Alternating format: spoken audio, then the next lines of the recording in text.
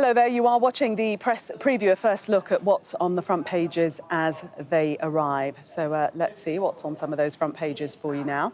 Let's start with The Guardian, which covers the Home Secretary's resignation with the headline, Bravaman'S bombshell put trusts on the brink. The Financial Times describes the Prime Minister's team as having been plunged into chaos by today's events. The Eye puts it bluntly, chaos at the heart of UK government. Zoella's 90-minute shouting match with Liz is the headline for the Daily Mail. The Metro attempts a pun. Zoellova mess. I don't think I read that correctly. Zoellova, that's it. Continuing its comparison of Liz Truss to a head of lettuce, The Star says she's been cut to shreds. And broken, reads the front of The Sun.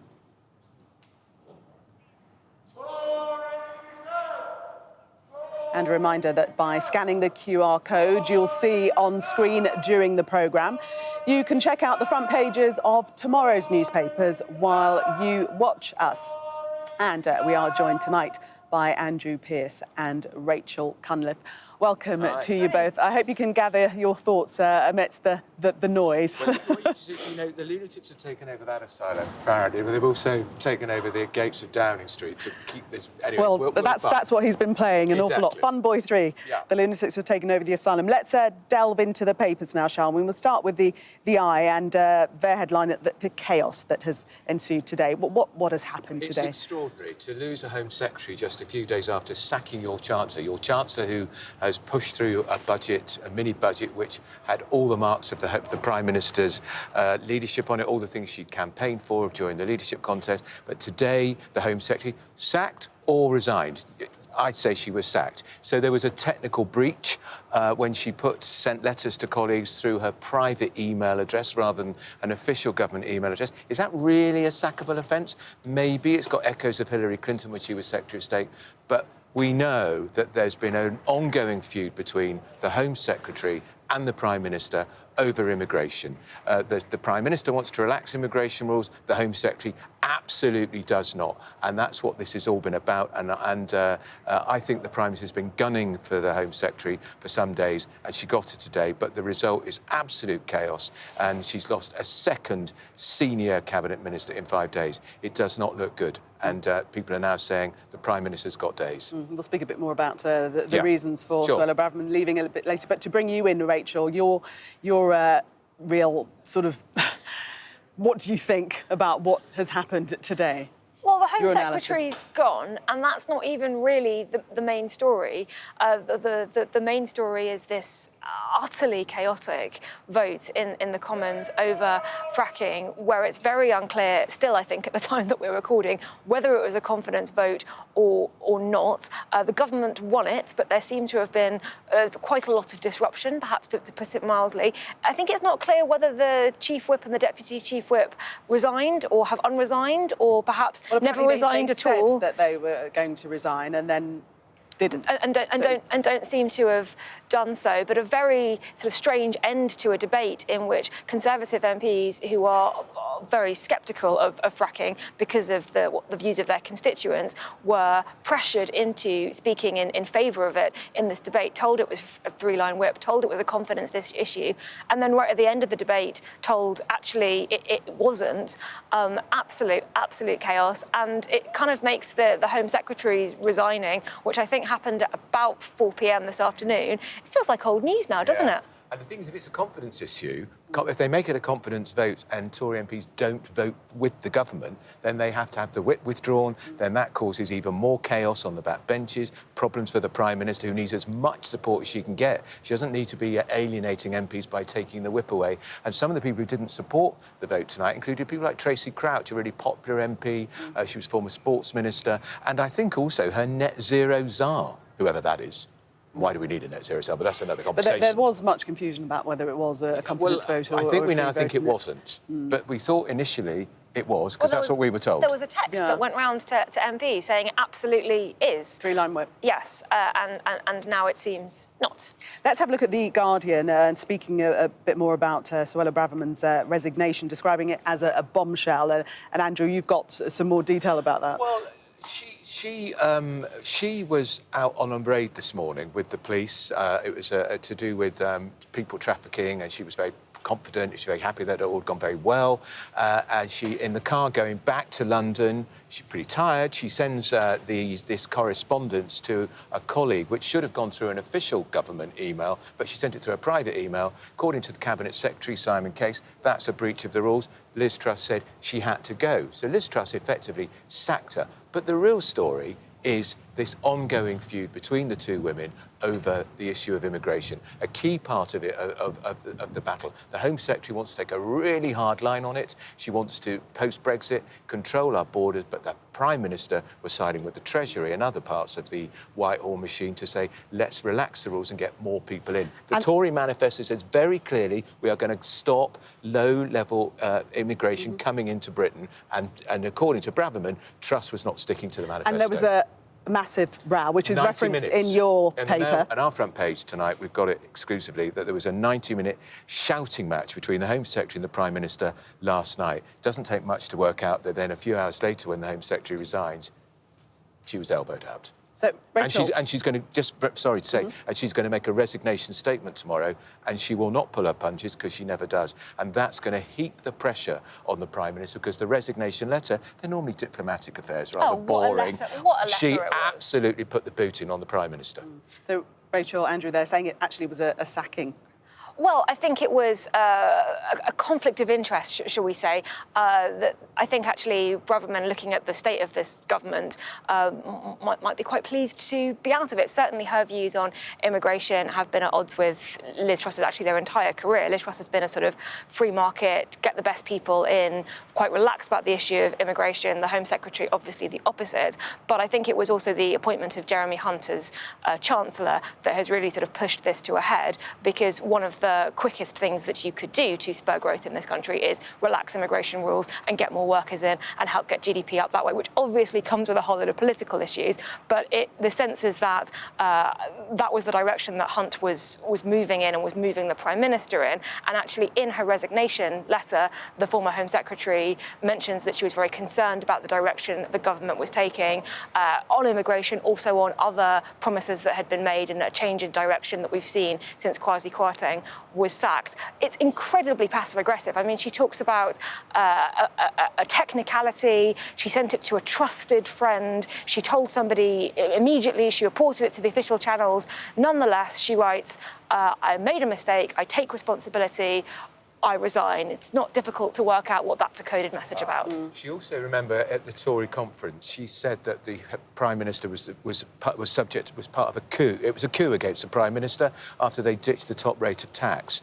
She's been telling people in the last 2 days that the appointment of Jeremy Hunt, a Remainer who came last in the Tory leadership contest, proved her point. There was a coup. And she'll be even more adamant now, because she's been replaced by Grant Shapps, of all people. Grant Shapps, who wasn't very successful as Transport Secretary, was he? Another arch Remainer on the centre-left of the party who backed Rishi Sunak. So 2 of the great officers of state now, 3 if you include Truss, who voted for Remain, are occupied by Remainers. That wasn't what Truss was promising in her leadership campaign. Yes, appealing to a broader base now, as it were. Let's have a look at the FT. They're talking about being plunged into chaos, but...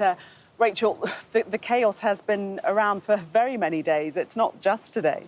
Well, it's quite interesting. Sort of on Monday, all the talk was, would she be able to last the day after her Chancellor basically ripped up the entire platform that she'd won the leadership election on? And then there was the urgent question in the Commons, which she didn't turn up for. She let Penny Mordaunt do it, and then she sort of turned up belatedly and blinked at the camera, and people were asking genuinely, is this woman okay?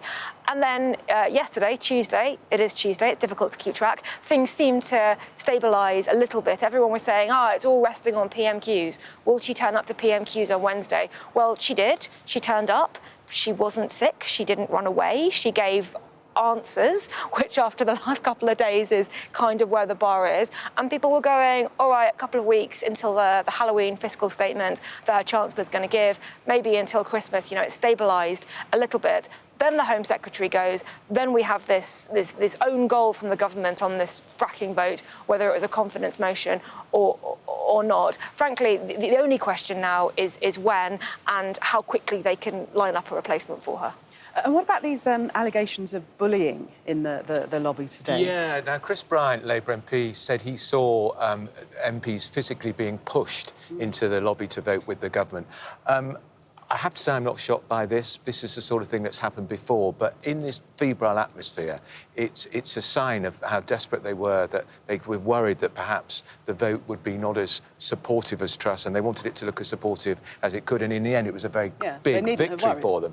And they didn't need to be dragging people into the division lobbies. But it's not the first time, actually. And I'm going to tell you, it's happened on the Labour side, too, over the years. Yeah, I mean, very dramatic. I'm not sure about the pushing, certainly lots of shouting. But I think what is true is that there was a lot of outrage from Conservative MPs that they were forced into a position of defending something that they don't agree with, that their constituents don't agree with, because they were told it was a three-line whip, support the Prime Minister. And then that U-turn basically humiliated them. You've had some very strong comments from various backbenchers who don't normally make those kinds of comments. And earlier on in the day, you had William Ragg saying that he wasn't sure what to do because he wanted to vote against the government, but if he did that, he might lose the whip, and then his letter against the Prime Minister wouldn't count. So it's kind of a game of four-dimensional chess. How do you get rid of this Prime Minister? Very quickly, just time to have a look at the Star, and they're continuing the unflattering lettuce comparison. Fun, but we were saying previously that lettuce normally lasts about 7 days. She's outlived the lettuce, it has to be said. Yes, although the Star today saying the lettuce has been cut to shreds. But I think the lettuce is going to live on for a few more days, certainly perhaps into early next week. But, the terrible thing about this lettuce, this is being repeated all over across the United States on front pages. I mean, the British Prime Minister is becoming a laughingstock, which is not good. For us or for the country. If you watch the lettuce cam right now, it's wearing an eye mask, they're playing relaxing sleep music. But earlier on in the day, the lettuce was posed next to a glass of red wine and some tofu. A comment about the Home Secretary saying that it was tofu eaters who were to blame for the coup. So that's the political commentary and the wokerati, I think she mentioned. Well, she's quite right to attack the wokerati. I'm with her on that. Well, we won't get into that now. No, we're going to take a break. Andrew and Rachel, thank you very much for the moment. Coming up, does Netflix's The Crown need a warning to say it's fiction? Dame Judi Dench thinks so. We'll discuss that and more next.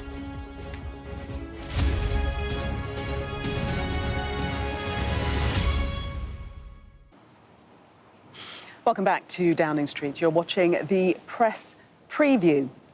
Well, still with me, Andrew Pearce and Rachel Cunliffe, to take us through the papers. We've just got time to talk about The Crown. And Judi Dench has weighed into the argument now, saying that it should be broadcast as fiction. Because so many people watch it and think it is fact, that's what happened, and it's a travesty, really. I mean, I've stopped watching The Crown because I know it's fiction and I know it's all about getting ratings and we're talking about it's giving it more publicity, but it's so irritating the way they've taken liberties with the facts. And the latest is suggesting that John Major, when he was Prime Minister, Prince Charles tried to persuade him to get the Queen to abdicate back in the 1990s. Not true. That there was an affair with Prince Philip. We've only just buried the Queen. The timing is terrible. What do you think, Rachel? I just heard from that the thought of John Major having an affair with Prince Philip, which I'm not quite sure is what you were intending. That's not what he was saying. But I think when The Crown started, we were talking about the 50s, and it felt like history, and it was scenes that people recognised from photographs. Some people obviously would have remembered them, but it was a period that felt far enough away that it could have this sort of documentary history kind of feel to it. Now we're talking about events not in living memory, in very recent memory, getting closer and closer and closer, and that distinction between what's fiction, what's dramatised, what's sensationalised probably does need to be made, partly because they put so much effort into making it look real and look very genuine, and they've got the right costumes and they've got settings and the backdrops and the hairstyles and all of that, it does look very real. And I think perhaps a warning saying this is fiction, based perhaps on real events, probably is the right thing to do, just because it's so recent. Yeah, and coming from someone like Dame Judi Dench, who's a national treasure and an Oscar winner, one of the greatest actresses in the world, I think that's quite significant. You know, they are recreating the death of Princess Diana in that Paris underpass for dramatic effect. How cheap is that? I mean, really, they really need to do that? I mean, Harry and William, it was their mum. Yeah. And it was very distressing for millions of people as well. Yes, it was. I think it's appalling. Rachel, do you think it should have stopped? As you say, when it started, it seemed to be recounting history. Do you think it should have stopped at a certain point, rather than bringing it bang up to date? I kind of think it's a victim of its own success. I'm not sure when it started if they intended to take it all the way up to, the present day, the death of the Queen. I'm not sure what the natural end point would have been, but obviously the first series was such a sensation, and now there's this expectation that it will continue. But there comes a point where you're making sort of fiction about real life, and I sort of felt something a bit similar watching This England, which is the drama about the early months of the COVID pandemic. Hyper realistic, really, really good, but also a kind of fictionalized version of a period of history that we all just quite recently lived through.